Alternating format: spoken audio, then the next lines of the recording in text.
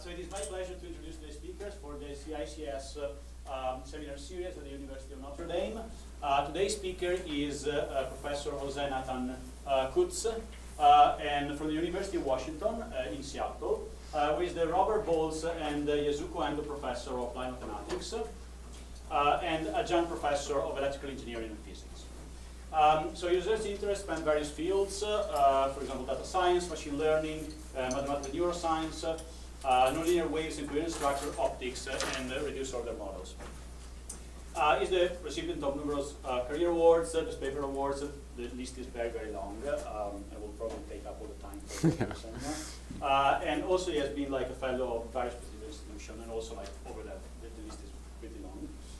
He's an associate editor of the SCIAM, Journal of Applied Mathematics, and more recently of Science Advances. And he will basically present his work today on data-driven discovery of governing physical laws and their parametric dependencies in engineering, physics, and biology.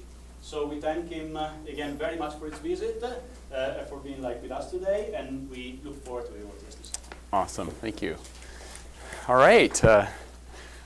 Thank you for coming to the talk. I've had a really nice day here today. It's been awesome. Lots of orange and yellow and red trees out there. So a lovely walk around the campus. So yeah, and my job is to sort of give you a half interesting talk, so at least you didn't feel like you wasted your time here. So let's see if I can do this. So I'm very interested in data science, in particular how it can help me with doing what I like best, which is dynamical systems or modeling physical systems. In particular, the kind of physical systems I want to model. I think about time evolution. I think about engineering physics type things. And so I want to start talking about how we can integrate some of these emerging machine learning techniques over to our traditional engineering science modeling techniques that we do. I've broken the talk down into sort of three main pieces here. That won't work. That's all right. Model discovery, we'll talk about that. Then I'm going to talk a little bit, so I shifted the talk a little bit just actually over the last couple of days. I want to talk about neural networks, because a lot of people are interested in neural networks. And I have a few things I want to say about neural networks in case you're interested to hear it. So I'll talk about them, and you'll see some of the perspectives I think about for that, both for thinking about manifolds, learning, coordinate systems, and also for learning. Okay? All right. So let's start off. It's going to start off super heavy. Slide one, probably most of you are going to get lost, but that's okay. We'll try to see what we cover. This is going to be what my talk is about, mostly. Okay. We typically overlook how powerful AX equal to B is. I thought I knew a lot about AX equal to B. In the last few years, I've been very humbled by this, because I actually didn't know that much about AX equal to B ultimately. What do I mean by that? When we take linear algebra, you're sitting there solving. By the way, that's the most boring math course I ever took. I don't know if it's the same for you, but really it was like, okay, I got a good grade, by the way. Don't get me wrong. It's not like I struggled. I'm like, oh, I don't know. It was like not that hard, but I was like, what? Okay, fine. I can solve systems. I have no idea what all these things are for. Later, you start to realize what they're for. But there was a very big lie in that class. And equations and unknowns. That's not the real world. Here's the real world. Real world is this. Data matrices. I either have massive over or underdetermined systems. That's the AX equal to B I want to solve. In one case, you have no solutions. In the other case, you have infinity. And I don't even have to think about it, because when I put MATLAB and I hit backslash, I get an answer. Did you think about it? I didn't. I was like, that's fine, backslash it. Who cares? There's my solution. I know there was supposed to be infinite number or none, but MATLAB gave me one. What did it do for me? So we're going to start asking this question a little bit more carefully now, because it really matters how we go about X equal to B now. And in fact, backslash is not your only option in MATLAB. You see these? PM, lasso, ridge, they're all solving ax equal to b. What's the difference? If you're going to solve an equation like this that has no solutions or an infinite number of solutions, you have to impose some constraint or regularization. So really, you don't want to solve ax equal to b. In the modern data science world, you're going to solve this. Ax equal to b subject to something.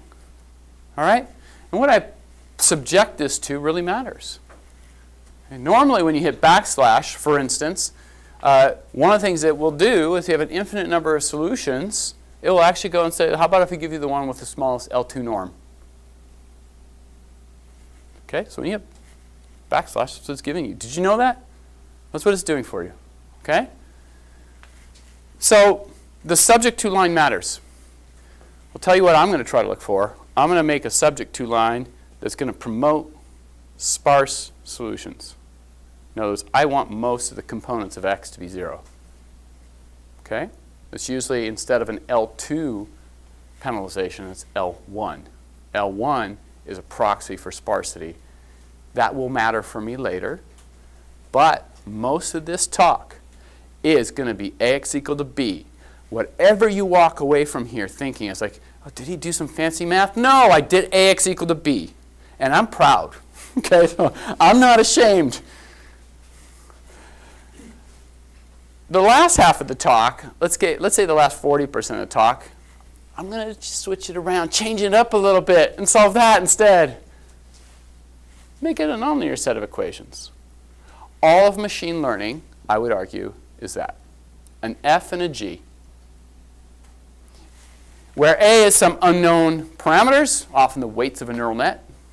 Doesn't have to be a neural net, but it could be large. Point is, you specify something you want to have match or be your fit function, and you specify a subject to line. How are you going to regularize that solution? Because you have either infinity solutions or none. So unless you place that in there, you have an ill-posed problem. Okay? So that's the more broad framing. And like I said, that is all of machine learning in 2 lines. Neural nets to everything else you do. It's going to be F and G. An optimization, applied optimization problem. Okay, so here's my specific view of what I want to be specifically doing. Here's the generic framework. I have a set of dynamics. dx dt equals some right-hand side function f. The state space is x. I have some time. It depends on time. It depends on some parameters and maybe have some stochastic effects. That's my dynamics. I have a measurement of that dynamics. Give them a y. Y is measured at certain time points. Okay? And there's a measurement model. I don't necessarily measure x. I measure it, some function of the state and time, and maybe there's in some measurement noise. Here's the goal. If I only had y, could I give you everything else? I don't know what f is. I don't know what h is. I don't know what x is. I need to discover all of it. Where does this kind of application come? All you have to do is when you get to really hard problems and you say, what kind of problem could have such terrible things like this? Biology. That's the answer to all of it. Well, you say biology. You want a problem like this? I'll give you one. Biology. What part of biology? Every part of biology. Okay? Biology sucks. I mean, look, I work on biology, but it's really hard, so I make sure to work on other things too, so I don't get depressed too bad. There's a lot of interesting stuff, a lot of good data collection. Okay? So this is kind of the goal. And it seems like kind of an impossible goal, right? Like, this is so underdetermined. How are you actually going to solve this inverse problem? Right? It doesn't make sense that you could do this, but we'll talk about what but you can't do it unless you put some priors on this. Okay? And the prior I'm going to bring to the table is, you see this right-hand side term there? There, this f? I believe, and here's my whole belief system on this, that there's only 2 or 3 terms over there that matter, generically. Okay? So let's go to model discovery. And this is work with Steve Brunton, who was a postdoc of mine, now is faculty in mechanical engineering at UW, and Josh Proctor, who's at the Institute for Disease Modeling. And so we started coming up with this framework to try to to think about this, which is, all right, I want to discover a dynamical system. So I have dx equals n and a measurement g. Now, the way, when I was in grad school, here's how the way the world worked for me. I went to a class, there was a textbook, and that textbook told me what n was. I didn't have a choice about that. I didn't get to make up my own n. Someone gave me a book on quantum mechanics, and there was Schrodinger's equation. That was my n. Someone gave me a book on Maxwell's equations and electrodynamics. That was my n. I did not have choice like you guys have. You don't think you should pick your own n too, but the point is, textbooks tell you what n is. You're given the system of equations, you go or you empiricalize somebody, drive something, and then you simulate it. You do some asymptotics, you look at the kind of behavior, you interrogate it once you've given that in. And then, you know, there's some measurement of the system, and you say like, oh, look, they're consistent. I might do some modeling here, but in the end, I'm gonna match these up. Now we advance to you guys. What's changed? Well, some things that have changed are this, right? This is an iPhone 6, so I'm not even that modern, really. I mean, I'm like 4 years behind now, right, with this phone. I should just huck it against the wall and buy a new one, because that's probably the way I have to actually buy a new phone, force myself. If anybody wants to huck it, no? Okay. The reason I hold this up, on the front of this phone, HD camera. On the back of the phone, HD camera. These are like less than $1 a piece now. That's amazing. I can buy a laser pointer for less than $1. Okay, I have to be in Hong Kong to do it. But the point is, these are sensor technologies.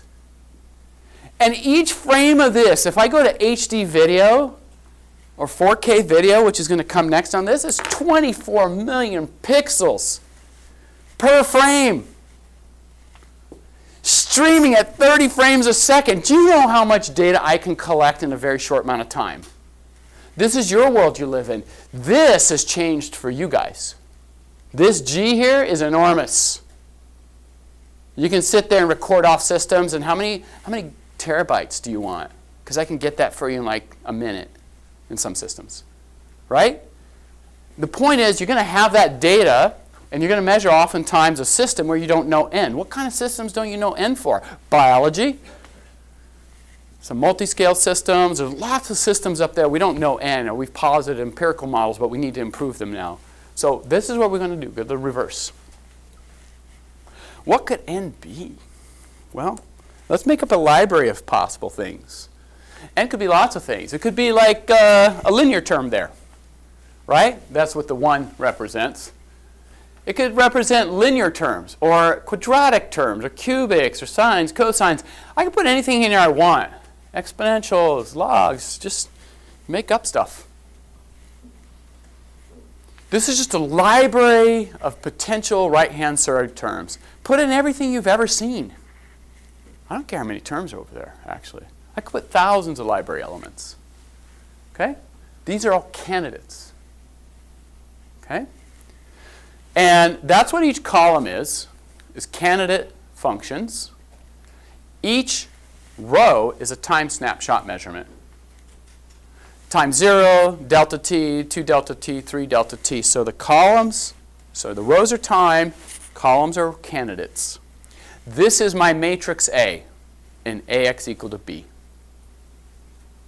Okay?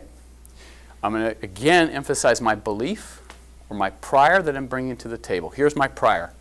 Only a few of those columns matter. Out of all these potential candidates, I want to select the ones, the chosen ones, the Harry Potters of the right-hand side. Okay? You all saw Harry Potter, right? Not even a crack of a smile for that one. Okay? I know, my jokes don't always work, but it's okay. All right, so here we go. Let's do an example. Here's the example. Very simple system. Lorentz, top left corner there. X dot, Y dot, Z dot. Simple three-dimensional system. I'm going to do a simulation of the system. Fully chaotic regime. And what I'm going to give you is the time series data. X, Y, and Z. Okay? So I just give you, basically, in MATLAB, a matrix, 3 columns, potentially, with a bunch of time measurements. And I say, okay, here's your data. Tell me what dynamical system produced it.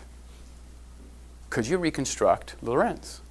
So here's how we're going to do it. If you give me that data, x, y, and z, I can actually take time derivatives of it to produce x dot y dot z dot. That's what this represents here. I can take your time series, differentiate it. That gives me B, the right-hand side. A is all these possible candidate functions. I have AX equal to B. Backslash. And if you just did backslash right now, it's a least square fit. And a least square fit says, oh, I'll give you a solution. Since I'm trying to really give you a solution with a smallest L2 norm, here's what I'm going to do. Everybody's important. Every single library element, I'm going to just give it a little bit of score. Because I'm going to give it a little score because the L2 penalty squares it. So if I give you something small, squaring it makes it even smaller. And it's going to say every term matters. And the fact is, my bias is like, no, only a few terms matter. So what I really want to do is solve that AX equal to B by promoting an L1 norm. Now, if you promote an L1 norm, this is just the standard lasso. The lasso algorithm is all about L1 optimization. Okay? Now the problem with L1 is it's highly unstable and not very robust. Just in case, if you've played with L1, you know this. If you haven't played with L1, you go like, oh, L1's great. No, it's not great. Just want to throw that out there. You know the practicalities that everybody who plays with it knows, like you don't do L1 straight up. Lasso sucks. Okay? I'm telling you now. Look at all this inside knowledge you're getting. It's all for free. Okay? So lasso doesn't work that well. It's not robust. So what we did instead is we get what's called sequential least square thresholding. We did least squares. All the stuff that's really small, we throw it away. We do it again. All the stuff that's really small, we throw a threshold. We throw it away, and we do it, and we do it, and we do it. What are we left with? These are the non-zero components. What are they? X, Y, and this is Y. So this tells you basically, in the first term you have an xy, and an xy. In the third you get, here's your mixing term, xz. You basically recover that model right there. The coefficients for those columns here are non-zero, and it gives you back exactly the Lorentz equation. Not only does it give it back to you, look at the values here. This was supposed to be 28. You're within 10 to the minus 3. Right? So you recover the model, and the parameters are extremely accurate. So you rediscovered the Lorentz system. Okay? You also find that you can handle a little bit of noise. This is very important. Why can you only handle a little bit of noise? We can handle about 1 or 2% noise here. And part of the reason you can only handle a little bit of noise is it's really hard to differentiate, get accurate derivatives when you have noisy measurements. Here's another thing that's really interesting. If you come up with a really great algorithm for producing derivatives that's fast, robust, takes care of noise, everybody will love you. Everybody. Because we need to do that. And differentiation's hard. Like we think we have that problem solved. We don't. Because most of the things we're doing now is like, well, I have really noisy data and I want to produce an accurate derivative. Good luck. It's hard to do. Here we have to do TV differentiation. That is a fancy derivative scheme which allows us the 1 or 2%. If you're doing finite differences here, you can hardly put any noise on this at all. Okay? Let's do a harder problem. Here is fluid flow around a cylinder. This is like a classic of applied math. Just in case you wanted to study applied math, you better at least know about flow around the cylinder. Flow around the cylinder, what happens is you start increasing the Reynolds number, you get this bifurcation that happens, you get vortex shedding on the back end of this thing. Okay? So here's what we're going to do. This is a pretty high dimensional system, right? Because it's a PDE solve with discretization in X and Y, and even if you do 100 grid points this way, 100 this way, you know, you're a 10,000 degree of freedom system. Is that a 10,000 degree of freedom system? Doesn't look like it to me. It looks like just fluid flow doing this. So what we do instead is we take that and we run it through an SVD. The singular value decomposition looks for the low rank structure. And when you look at the low rank structure, you find if you look at flow around the cylinder, there's 3 modes that matter. So when you do the SVD, there's 3 matrices that come out, U, sigma, and V. The U, the first 3 columns of U, are these modes right here. Those are the dominant modes. Okay? Sorry, here are the dominant modes. Those are the modes. Okay? So those are the POD modes, or SVD modes. And then the V matrix that comes out of the SVD tells you what these modes are doing in time. And so you say, like, oh, I have a time series of what these guys are doing, and they dominate all the dynamics. I'll run that through that SIND algorithm, which is the sparse regression. And what you do when you run it through, here's the governing equations. Three-dimensional system for the dynamics. And in fact, what was interesting about this was we just did this, put it in, got this model out, started looking and said, wait a minute, this model is actually derived, this is an open question for a while in fluids. How does Navier-Stokes, which is a quadratic nonlinearity, produce a route towards turbulence which seems to go through a Hopf bifurcation, which is cubic? The nonlinearities don't match. And so this was proposed, so all the way back in the 71, and then essentially all the way down to here in 2003, where Bernd Nowak did some very careful asymptotics, showed that it was basically through a multi-scale interaction, a fast and slow scale variable interaction, that effectively produced the cubic, even though you had a quadratic underlying nonlinearity. So 30 years later, you have this derivation. We got it sampling the data. Sweet. So it's kind of nice. And in fact, right over there is the full simulation versus the identified system. So again, a harder problem, a fluid flow problem, and this thing discovers the underlying normal form dynamics of that system. Okay? All I solved was AX equal to B. Okay? I'm just telling you, I haven't done anything beyond X equal to B yet. Let's keep doing AX equal to B. But let's do it at bigger scale. I want to start discovering straight up partial differential equations. I'm not going to reduce this anymore. I'm just going to go ahead and take the full PDE. It's back to a flow around the cylinder. This is work with Sam Rudy, who's a finishing grad student. I collect snapshots of the flow field. I build my AX equal to B.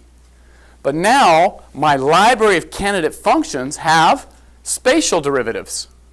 Derivatives in X, derivatives in Y, Laplacians, all this stuff. Just make a big library. It's bigger, and the state of the system is huge now, right? Because now I'm actually working with the full PDE data. Doesn't matter, just AX equal to B. Regress. What do I find? I discover the Navier-Stokes equation. No pillbox derivation, no conservation of mass, conservation of momentum, these kind of things that you normally would use to derive this. It's just straight up regression on the data. And you get back Navier-Stokes. The other thing that's interesting about this is you can say, well, that's really a big regression problem. That matrix A is massive. I would really like to make this smaller. So you can actually substantially subsample this in patches, make a much smaller matrix to do the regression, and you still get Navier-Stokes. You need to do it in patches, and the reason I say you have to do it in patches is because you still have to compute spatial derivatives locally. Spatial derivatives, you have to use your neighbors to compute them. Okay? Again, a good place to apply awesome differentiation techniques. Okay? So you can do PDs, ODs. Another couple interesting points about this. You can use a Lagrangian measurement system.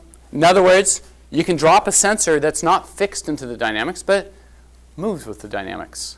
Why is this important? If you're going to measure the ocean dynamics, for instance, if there was some place you want to drive an equation, you drop the buoy in and let the buoy just evolve with the dynamics. Okay? So here you attach a sensor to a random walker. You let the random walker do a bunch of trajectories. You can collect the histogram of their behavior, and then you regress, and eventually if you get enough measurement data of these walkers, you find the heat equation. Now this is a classic derivation out of applied math. But the point is here, you can start thinking about your sensors don't have to be fixed in the dynamics, which is really hard to do for some of these things, right? It is really hard to fix a sensor in location in the middle of the ocean. You're going to pay a lot of money to do that. But it's pretty easy to just drop it in and let it go and just watch it evolve. So this is a really nice way to think about that. The other thing is, if you saw a wave move across this room, I could ask you, what kind of equation would do that? Well, you come up with a bunch of them. Which one is it? So you have to be able to disambiguate between models. So here, for instance, are two waves. If I just showed you one wave move across, the most parsimonious representation of an equation moving across is just this simple one-way wave equation.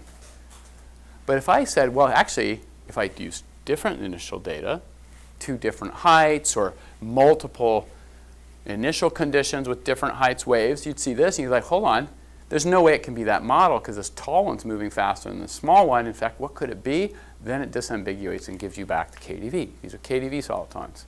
So you start eliminating out of a potential set of PDEs. If you give it a diversity of initial data, you can nail down the PDE that should be there. Here's a bunch of canonical models, PDE models, that I learned in grad school and that are kind of standard for, these are like laptop level computing. We know a lot about these systems. From KDV, Berger, Schrodinger, NLS, Kermode-Shivashinsky, reaction diffusion, Navier-Stokes. We can discover them all. You just sample spatial temporal data, you got the PD. Okay? And it also tells you about how much noise each one you can take. Some have pretty serious noise restrictions, right? You can't get that much noise on there or else you can't, it's hard to discover. And there's some underlying reasons for that, but I won't go into now. All right, time for a real experiment. I've been walking around your buildings. I've been noticing a few things. One of them is that you'll notice here, I don't know why they do this. This is in the mechanical engineering building at UW. You know how how do they think about this? Like, how do you just say, like, hey, I got an idea. Let's get some off-white cinder block, and then we'll set it off against a off-white linoleum floor, set off by off-white, that foamy stuff that's up there. Like, how does that look good? But there you go.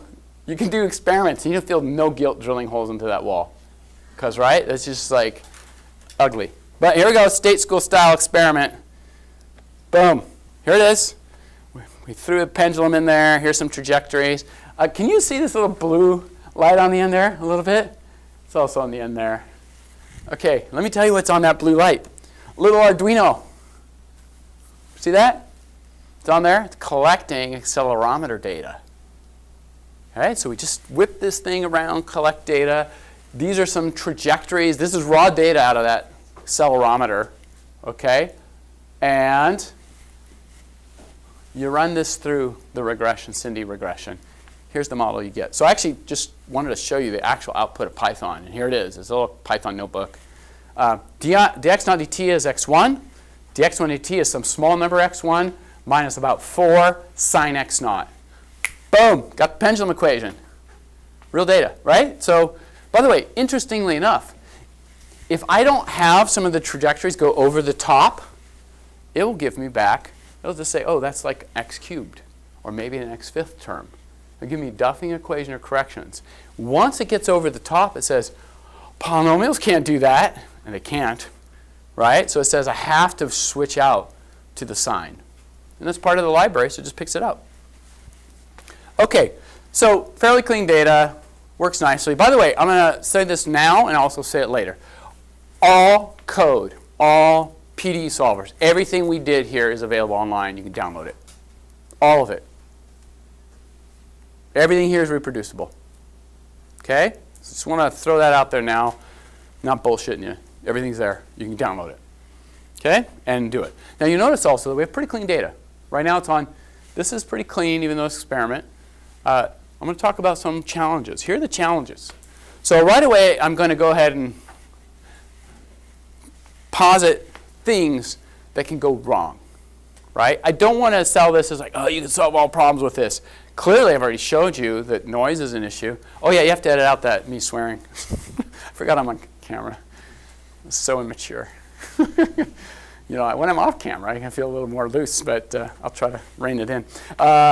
Here's some challenges. Limited data and noise. This is terrible. It's tough. One of the biggest things that neural nets often assume, by the way, we'll come back to neural nets, is like, I got all this data. Hey, a lot of systems, you don't. What kind of systems? Biology, for instance. Hey, you're looking at this tumor growth. Hey, how many snapshots in time you got? 5. What? 5 snapshots in time? You can't build a model with 5 snaps. You can't. Yeah, but when we look at this mouse, every time we get the data, we kill it. So that's why they have 5 snapshots in time. For 5, they killed mice at 5 different times, right? It's not like you say, like, what are you measuring at, 20 kilohertz? You're not measuring at 20 kilohertz a mouse. Again, biology has all this. So you have noise, measurement, multi-scale physics. You're not just discovering one physics. There's heterogeneous physics going on. They're all coupled together. That's all part of the thing you're measuring. How do you disambiguate? Parametric dependencies. What if the whole system is changing slowly in time because the temperature in the room is changing? It's the same system. All the parameters are varying. When you do this data-driven discovery, it really suffers with that unless you can disambiguate what is the dynamical system and what is parameter variation. Stochastic systems. Let's leave them off the table for a minute because so I'm going to try to tell you that we can make kind of some progress on some of these. Okay? A little baby step forward. We think we might be able to do this eventually. But right now, let's just leave that as an open challenge. All right, so let me hit one at a time. Multi-scale systems. So multi-scale systems, we can start thinking about, like, let me take two systems that are coupled. Let's say maybe a van der Pol and a Duffing. One's super fast, one's slow. They're driving each other. So what you can start to do is come up with a sampling strategy where you measure the fast and slow jointly, by the way. They're not it's not like you got a measurement of each one. You get them, they're just mixed. So it turns out if you measure on a very fast scale, if you have good scale separation, that's the caveat. If you have good scale separation, so it's not going to hold for turbulence, where you this cascade.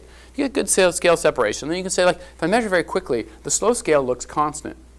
I can discover the fast scale, and now with that information, it's a prior for discovering a slow scale, which now I can measure on much longer time scales. Okay? So we can do this. There are technologies for that. This is a paper that's up on the archive now with student Kathleen, who is fantastic. She did some of this. She also did some stuff on latent variables. What are latent variables? Well, you just go back to the x.y.z. example of Lorenz. So I'm not going to give you x, y, z time series data. I'm just going to give you x. Now that's pretty challenging. So first of all, I'm going to ask the following questions. You measured this thing, and you get this time series x, and then you're going to go like, I'm not even telling you there's a y and z. Because in a lot of systems, you may not know how many variables there are. What kind of systems? Biology? Yeah, exactly. Thank you for all answering at once, in your head at least. Yeah, so like when you measure systems, what do you measure? Well, you measure what you measure? You measure whatever you have a device for. Like, I have a thermometer, so I'll measure temperature. Here's a pressure gauge. Those may not be the right variables at all. It's just that you had those instruments. Okay? So in this case, there's this fantastic thing you can do. If you have just the measurement of x, you can do time delay embeddings. You take this time series, you build what's called this Hankel matrix, which you take the time series, the next row of that time series, you shift everything over by 1 delta t, and 1 delta t, and 1 delta t. You take the SVD of that matrix. And when you take the SVD of that matrix, the singular values, so this is the SVD decomposition, you look at the rank of that matrix, and for instance, for this here, you find 3 modes dominate. So it's giving you an indication that, oh, there must be a y and a z.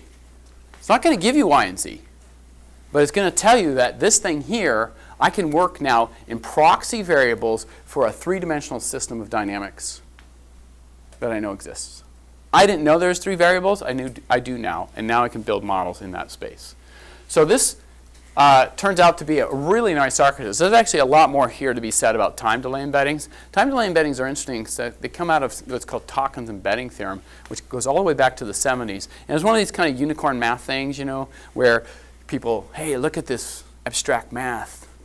It'll never be useful, but it's really cool, but never useful. And now this is coming back in as like, actually, it's completely useful.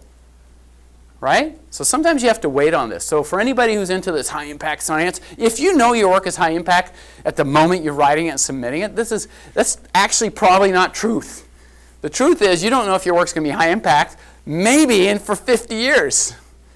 Right? So anyway, you can maybe see how I feel about high-impact thoughts. I think we do things that are cool. We try to get results. regardless if we think they're going to be high impact or not initially. Parametric systems, how do I kind of disambiguate the dynamics from parameter variations? So for instance, if I was measuring that flow and the Reynolds number was changing, it would have a very hard time discovering the physics right. But if I say, okay, let me do the regression in bursts, I will do like a group lasso, which I'll take every burst. The sparsity pattern I get has to be the same for all the data, but the coefficients can change. But we don't do group lasso because it doesn't work well. We do group sequential thresholding, and we can nail it. We can basically find that's Navier-Stokes, and there's this other parameter that's doing this. And that's the Reynolds number. Same thing, you can use the same thing to discover spatial dependencies in PDEs. You can also integrate this with control. So you can add constraints to it. Like if you know there's conservation of energy in the system, you can do things like this. Say, hey, look at this. And by the way, I'm going to enforce a constraint because actually the system I'm measuring, I might not know what it is, but I know there's conservation of mass or energy or something like this. There. Remember, it's just optimization. It's F and G. You get to put whatever you want in G. If you know there's conservation of mass, even if you don't know the dynamics, put your conservation of mass in there. All right. You know what I was pointing at. And this gives you a great way to discover models with these constraints. You can also bring in control. You can tie this whole control structure into sampling data, discovering the physical law, and also building an MPC controller on top of this architecture. Okay? And this works better. I want to just show this slide here because I'm about ready to throw some rocks at neural nets. So when you do this, something like this, we can train this with our Cindy model because it's so parsimonious and small. It actually does much better on generalizing and actually performance than neural nets. That's us, that's neural nets. We're better. I don't mind saying about neural nets. Neural nets have a little bit too much going on with them. Let's come back to that in a minute. Okay, so you can do control with this. There's lots of other innovations going on. Here's a list of other people who have started working in this area, doing things around UQ, sampling strategies, integral formulations, corrupt data, things of this nature. And also I'll make one comment about sparse regression. We recently developed a sparse regression framework which we think is much better than what we did with sequential least square thresholding, much better than lasso. In fact, this sparse relaxed regularized regression technique beats the state-of-the-art in lasso, compressive sensing, matrix completion, TV differentiation. Super easy to implement, code's online. It's really robust. And it follows from a very simple idea of relaxing the optimization into two variables. One, which tries to match the kind of data you want to do and get a good fit. The other one, which tries to match the sparsity that you need. So by basically separating the penalties, you do a much better job. And these don't have to match. They have to be proximal to each other. It's a much nicer framework. Okay, here we go, neural nets. I have a lot to say about neural nets. I'm a little down on neural nets. I'll tell you why in a moment. There's a whole zoo of neural nets. I made that chart, by the way. So I spent a lot of time, so I hope you're super impressed because it took me forever. I had to move those dots into place on PowerPoint by hand. Okay. I'll let you admire it one more second. There, okay. Let me do a little neural net. And here's what's kind of interesting about it. I'm just going to build a neural net. And this isn't even building a neural net. This code here is doing a simulation of the Lorenz model. So the first few lines, set up the Lorenz, run it from time 0 to 8.01 steps. And then I save snapshots between inputs and outputs. Pairs, right? So this is at t, this is at t plus delta t. This is at t, t plus delta t. I just save all that data into a matrix called input and a matrix called output, and I do 100 different simulations with 100 different random initial conditions. This is my training data. All right? So it looks something like this. Right? I mean, this is so easy to run. There's nothing here. This is just like ODs. OD45. Simple. Yeah, off the attractor. Just random. Let them sell. I want to actually sample off tractor. If I don't, it doesn't know what to do off a tractor. But here, if I give it a diversity of off a tractor, let it settle down. And now here's my code for training the neural net. It's so much smaller. In fact, I just made up a random neural net. A feed-forward net, size 10 each. The transfer functions, I just made these up randomly. Log sig, radial basis, purely linear. Train, input, output, net. Now here's the danger of neural nets. TensorFlow, Keras, all these platforms make it trivial to do this, including MATLAB. It was so much easier to write a training code, about 3 times the amount of code, than actually writing the integrator. Now what I get out of this is a model. How good's the model? Pretty awesome, actually. So it's a feed-forward net. A lot of people say, well, you should use LSTM as time-dependent problem. I've seen no evidence that LSTM works better than feed-forward, even though everybody tells me this. And I say, is there a chart in there where they show this? No, there never is. If someone can point to me to one, show me. This is what I hate about these. Like, yeah, it is better. See, it's set up for time. It's like, show me it works better. Then I'll believe it. Nobody has shown me that yet. In fact, I bet I could take any of those neural network zoo and get about the same performance with as trivial a line as this.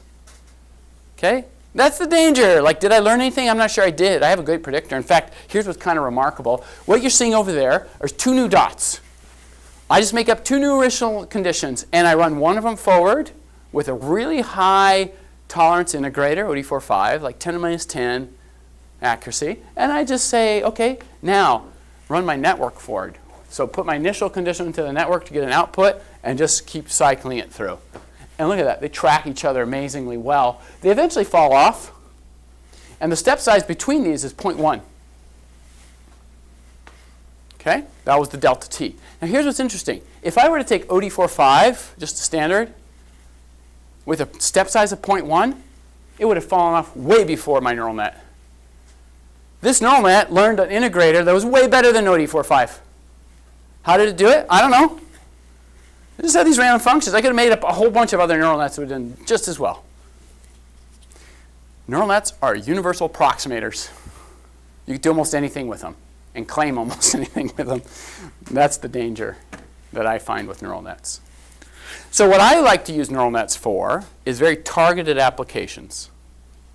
So I'm going to use it in places. Is it true that if you gave me a bunch of snapshots that I could build a predictor for you? Absolutely. In a neural net, you can do anything if you have enough training data. Do you understand why you did it? Why it works? No. So interpretability and generalizability matter a lot to me personally. Okay? Because I want to actually engineer a system, and I want to actually generalize anything I have to engineer a better system. So let's talk about how I want to do these, particularly manifolds and embeddings. Okay, so I started off this whole talk with this idea of like, hey, give me time series data. I want to discover a nonlinear dynamical system for you, right? That's what I said. Is that right? About something like that?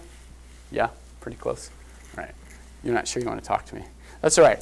I know. That's the danger of sitting in the front row. That's why all of them, when they came in, they were looking for seats up there. I'm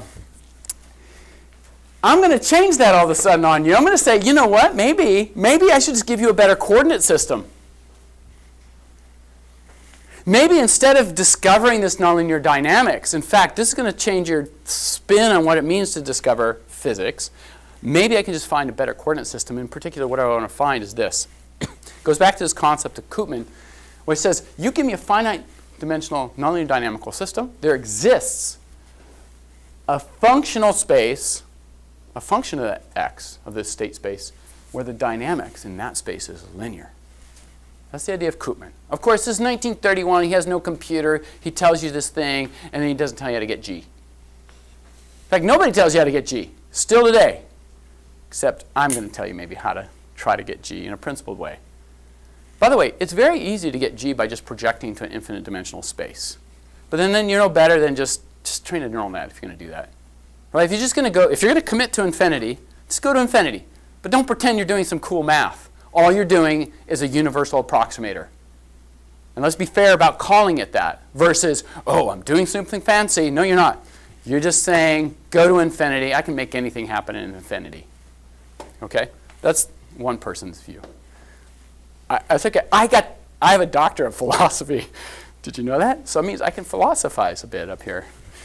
All right. Let me give some examples of how this might work. Here is like a Boyson to Prima level problem. Look at that. Look at that little simple nonlinearity. And what would you do? Well, okay, I do phase planes, find the fixed points, phase planes, qualitative theory of differential equations. What if instead I gave you and said, how about if I work in these variables? y1 is x1, y2 is x2, y3 is x1 squared. And if I make the transformation to these variables, this thing becomes linear. I took a nonlinear dynamical system in 2 dimensions, went to a 3-dimensional system, perfectly linear. Why do I like linear systems? Because I can do everything now. Right? I can solve it by hand. I can write down the solution for you on a piece of paper and say, why would you simulate this? I got the solution for you. Okay? Here's another example that's famous.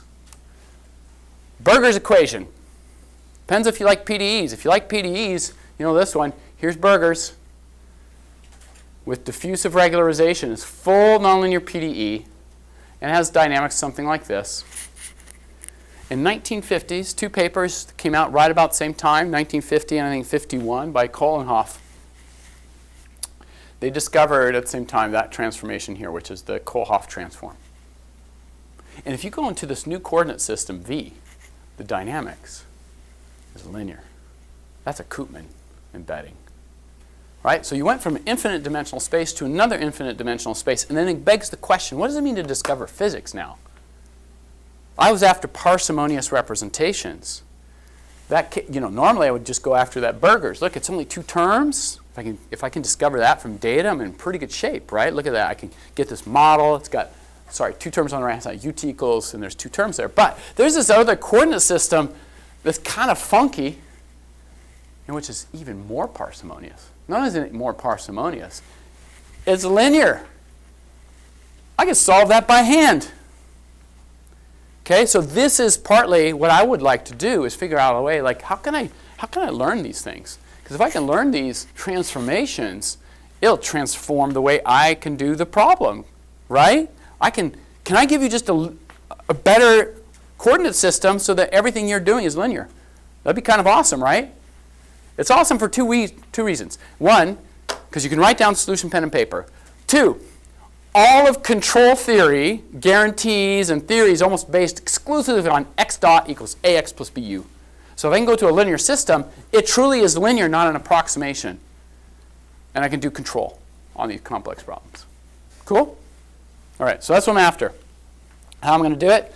This is where I use the targeted use of neural nets. I'm going to do it by doing the following. This is work with Bethany Lesh. Hey, Bethany, undergrad from Notre Dame. Okay? I was going to do a cool symbol like Washington, we do this at football games. That's the W. Do you guys have a Notre Dame is like, hi, come on. Anybody got one? Yeah? Fighting Irish? Oh yeah, I have to do sideways so you can see this profile.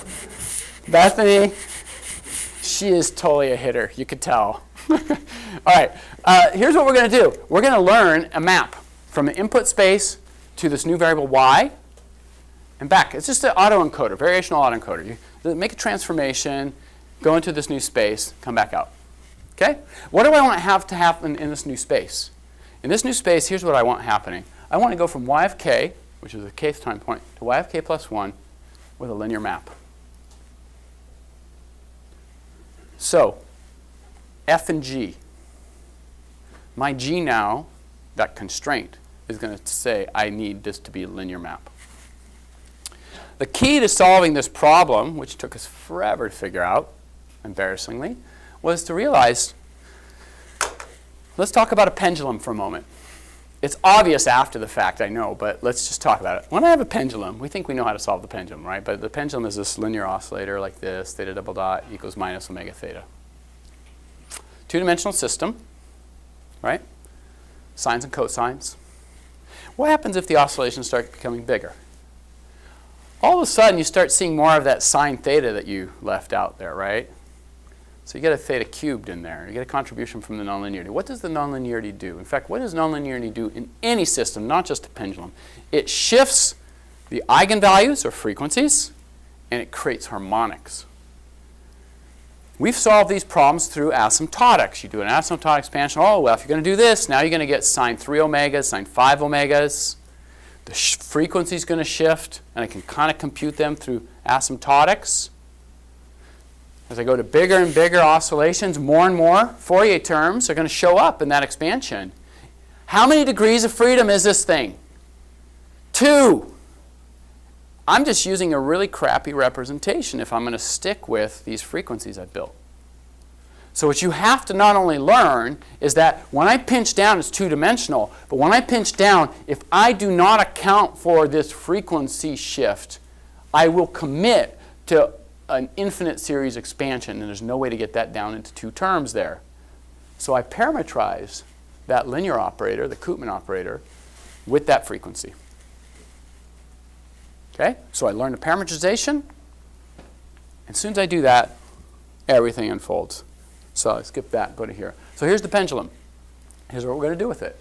This is the pendulum as you start going to larger and larger oscillations. So it's theta, theta, double dot. Sorry, theta, theta, dot. Here's what they look like. And as you go to large oscillations, these are not looking like sines. You can clearly see the frequency shift. You can see this thing's not sines or cosines. So if you were to represent this, we typically represent it as an infinite series expansion in terms of sines and cosines. Okay? But with this transformation I learn, I take this system and I transform it to a linear system. Those are the coordinates that get me there. These are the eigenfunctions that take me to this new place. And here's the dynamics that happens here. The dynamics along these circles are all just hit it with a matrix A, a linear matrix A, gets me delta t into the future, and it's parametrized by how far away you are from the origin. Okay? So I've built myself a Koopman embedding, a linear model for this fully nonlinear system. You can also do this for flow around the cylinder, which is a fully nonlinear system. This 3x3, I wrote that down earlier as a 3x3 dynamical system, which was nonlinear. You can do the same thing here. Learn the linear embedding of that thing. It becomes fully linear. Okay?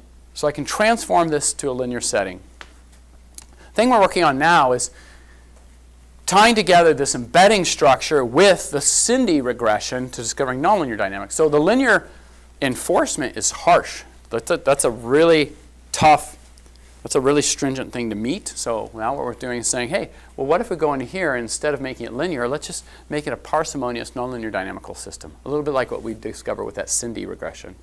So that's what we're doing now. So now you can change your loss function to account for that plus the fit. So you're now integrating about the Bose world. I want a really great coordinate system plus a representation that's really parsimonious. Parsimonious representations typically only have a couple parameters, which allows you a great flexibility in generalizing the model, unlike a neural net. Notice the targeted use of the neural net. By the way, more generally, if you have different parameter regimes, dynamical regimes, you can learn different Koopman embeddings around and then connect them together. So it's not like you have one Koopman embedding for all the dynamics. You may have several embeddings like this for different dynamical states of your system. Let's go to noise. Noise is always a killer. Noise will destroy everything you do at some point. You get enough noise, all your methods fail. Okay, I speak truth. Okay, all right, here we go. Now, here's what I want to do. I'd like to try to denoise this signal. If I take measurements like that, remember, I'm a little frustrated because I only handle about 1 or 2% measurement noise.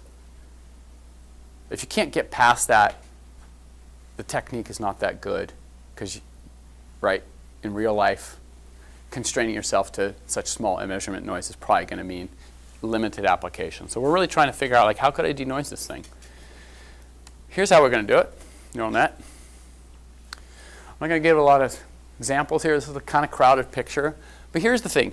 Let me just give you the skinny on this. I'm going to take my data. I'm going to separate it. I'm going to say my data that I measure is a deterministic dynamical system plus random noise added to it for every single time point, for every spatial point.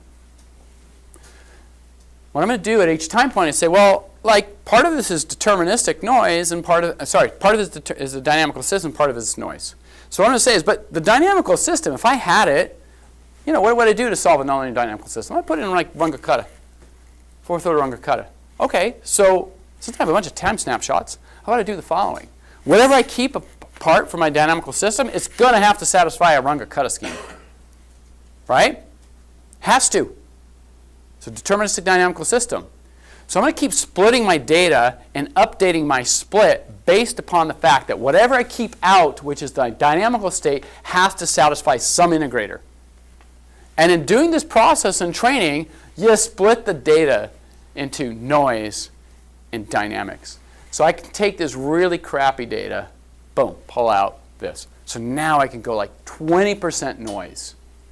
And this thing here will learn the noise model, pull it out, say this is noise, this is dynamics. This dynamics here satisfies an integrator, like a fourth order Runge-Kutta. If you have a stiff system, you can enforce an implicit solver there.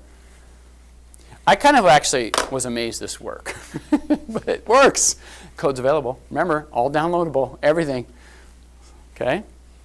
Final comments here. So that was, again, another principled use, targeted, of neural nets. Final one is about fast learning. There's a lot of talk about learning.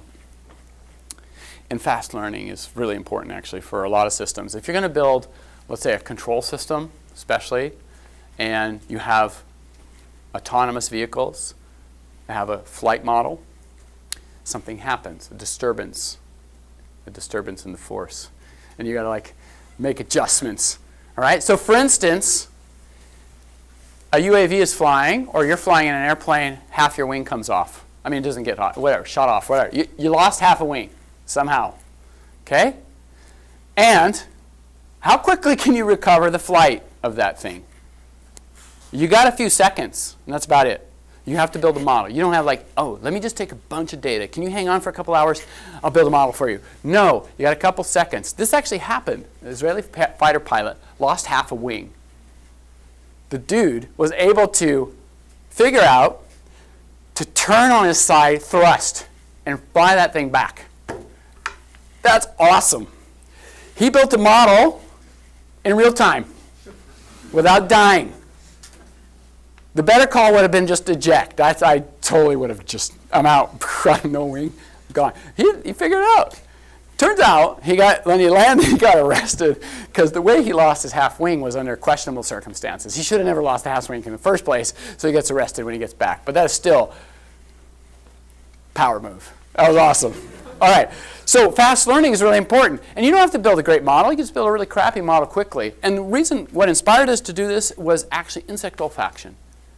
You have all these amazing neural network architectures for learning, right? And he goes, oh, that can learn, blah, blah, blah.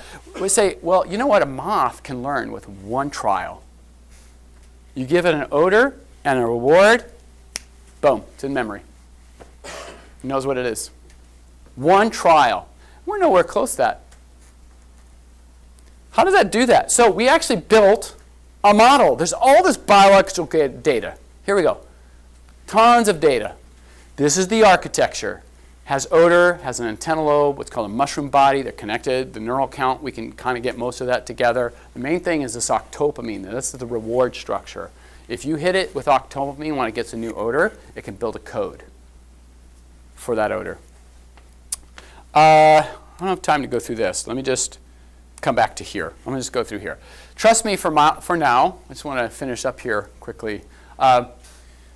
What we did with this architecture, which was biologically based, pinned down to real recordings off neurons, is we said, okay, with this model, let's just teach this moth how to read MNIST data set. Okay? All right, so that's the moth learning how to read MNIST. Here's the architecture right there. And I just want to show you the results. Here's the comparisons. So, right here, the blue line is ours. Number of trials. One trial, it's almost at 70%. It builds a very low fidelity model with one trial. Notice, the model doesn't improve very much. And it takes all these are like the state of the art. In fact, we got this Google guy, when he saw this, we got written up in an MIT Tech Review and a Quantum magazine, and I like this stuff, like, hey, okay. And then this Google guy, of course, they're Google engineers, they know better than everything, like, well, the comparison you made, you need to really compare it against this. This is actually the state of the art. So he actually gave us all the specs for doing the state of the art for these guys. So we worked with this guy for a little bit. He said, no, you got to do this, or else I won't believe you. And we did everything, finally said, okay, I believe you, fine. You know how these guys are. Fine. But look, we still showed him, if you do this, It's going to take about 20 samples. And by the way, these continue on to 99%. Does a moth need 99%? The moth flies through an incredibly noisy environment. 99% is ridiculous. It flies through a pollution atmosphere with all kinds of other things. 70% is about all it needs, and it can learn that with one shot. Like, it's kind of remarkable. So if you want a fast neural net to learn, go to biology. Actually, this is where biology actually shines. So you know how it's kind of downcasting biology? Now I'm uplifting biology. Biology's awesome. Bio-inspired. You say things like that, and people love it. I have a bio-inspired model. Okay, there it is. Okay, so overall, final thoughts here. You know, I really think about a diversity of strategies you got to bring to the table if you're going to do data-driven discovery. I just showed you X equals B, but neural nets play a role. But there's a lot of things in between that I haven't talked about. And they're all meant to handle these systems. But maybe the first thing that we never talk about, the first question you should have asked in the first place is, what is the nature of your data? That's actually the first question you need to ask, I think, about data. Do you have a ton of data? And here's a little chart, which is, how much of the data do you observe? Are you actually observing the full state? Or just like, well, I see temperature. I don't even know if that's the right variable, but there's maybe a whole bunch more. How much data do you have? In biology, you have 5 snapshots of time. That's not much. How much noise is in it? And depending upon where you sit here, if you have a lot of good, clean data, highly observed neural nets work pretty well down here. Way up there in the corner with crappy data and very little of it, you might do dynamic mode decomposition, and then everything in between. So I think you need a diversity of techniques depending upon the data you have. And a lot of these are connected together through theory. That's what these are meant to represent, not a molecular structure, but more of they connect in sort of a theoretical way. And by the way, neural nets don't just sit here as an input-output. These can play roles in all of it, right? But targeted.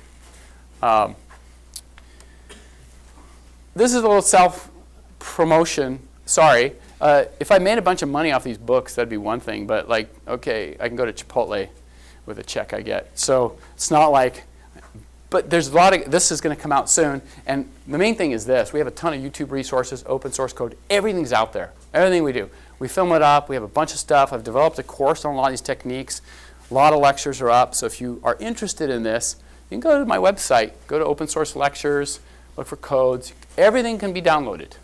And you can find this stuff. And there's a ton of code in these books. And we'll make it all available. And that helps you come back to here and think about the diversity of techniques. And I'll stop there. Thank you guys very much.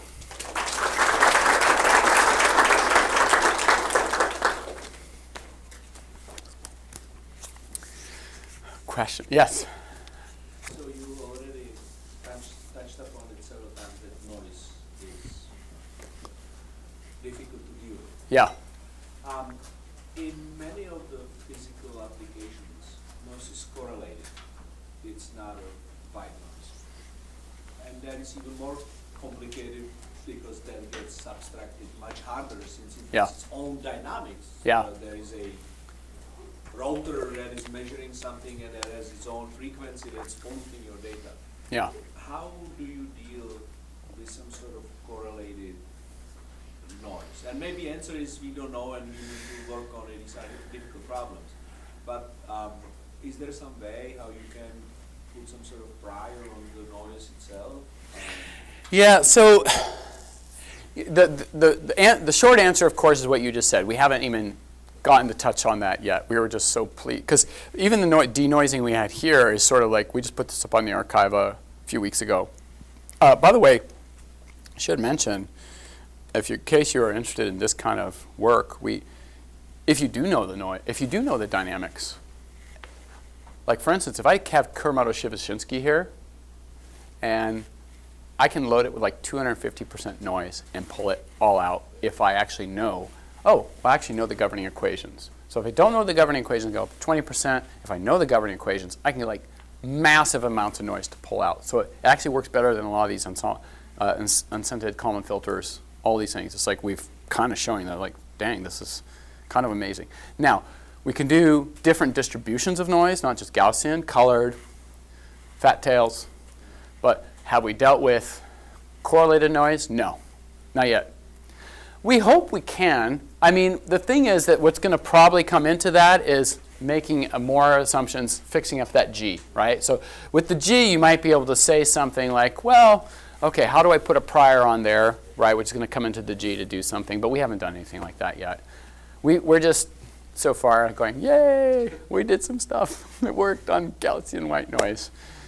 That's the standard thing everybody assumes. Like, if you see noise, it's like, oh, Gaussian white noise. And it's probably, none of it's probably Gaussian white noise, but that's fine. We're super happy if we can do that case. Yeah. So what happens, for example, if in your dictionary there's no like an important element of dynamics? Would you know? Yeah, so good question. So this is a question around what happens if the right term is not in your library or in your biblioteca. All right, so here we go. If I have that library and the term is not there, typically, the nice thing about this SINDI architecture, it fails in a very stereotypical way. What it will do is say, hey, I'm not seeing what I need. So the only way to represent some of this is I actually have to use a bunch of terms. So what it does, the key hallmark signature is, instead of getting any kind of sparsity pattern, it's just the way I have to light up a bunch of these to kind of it almost tries to build a Taylor series expansion of all the other terms to get that term.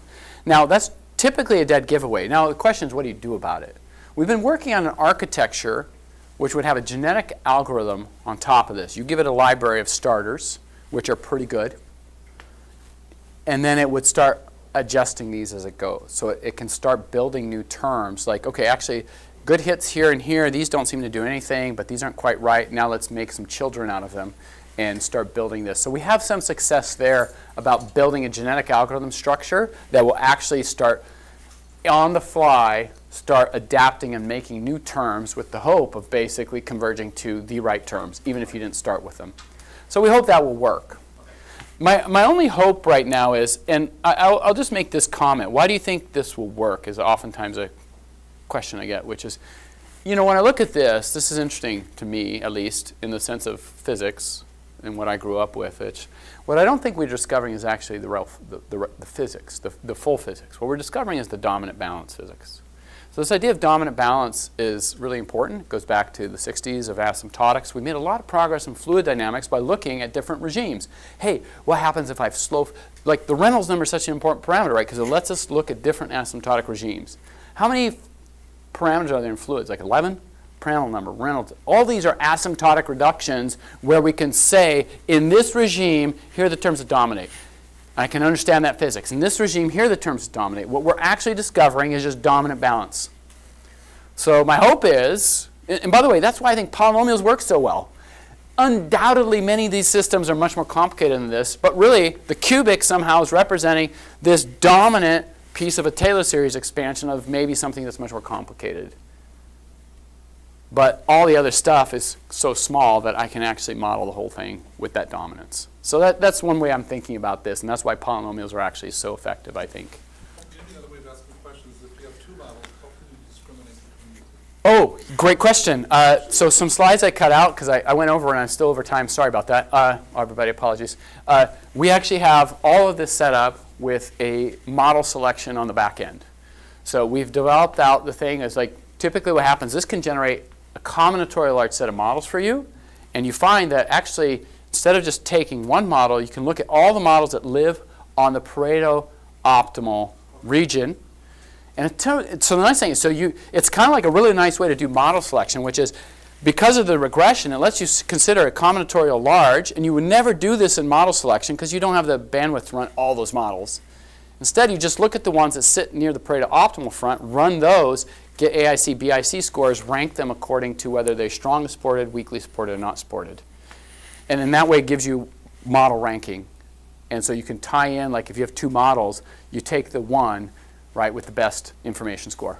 Can I then ask what experiment do I need to do further discrimination? Well, that's a good question. I don't know if that'll tell you that. No. I mean, normally what we'd say is you'd want a big diversity of initial data. The more you sample, like, so if you live on an attractor and you only sample the attractor, sometimes it's hard to, so for instance, what if your attractor is just a traveling wave? There's a lot of models that will give you a traveling wave. right? So you need to see multiple initial data to really start discriminating and make sure you have the right model. Yeah.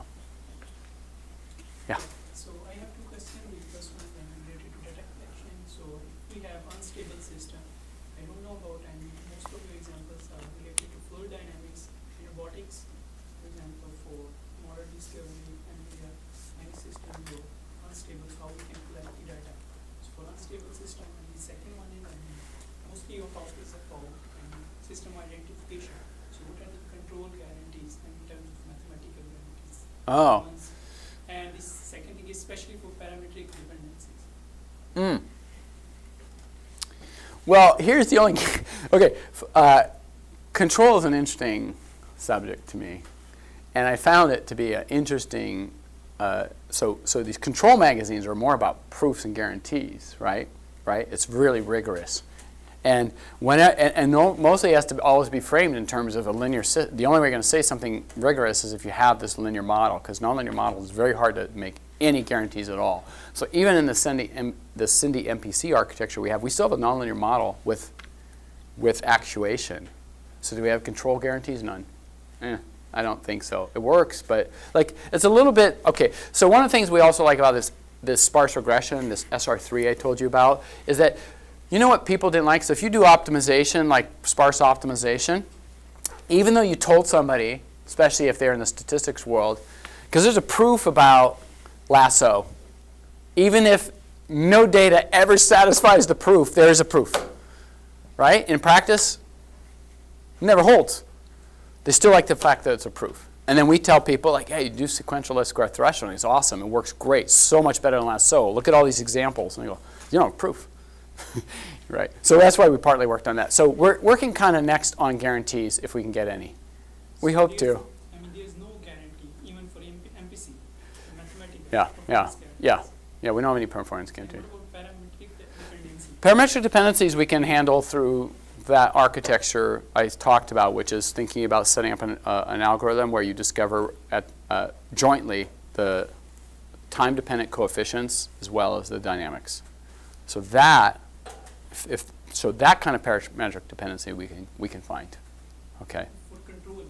Oh, for control? No, I don't know. Yeah, I think we're pretty. So this MPC controller hasn't even appeared in print yet. Like it's on the archive. So it's kind of like what I would say is we're just starting in that area. I think over the next few years there's going to be a lot of progress. I hope we make, right? I mean, I hope, but we just have the first step that says, hey, this kind of works.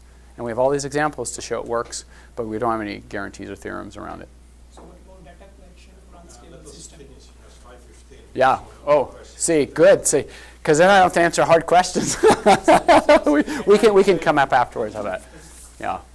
All right. Thanks.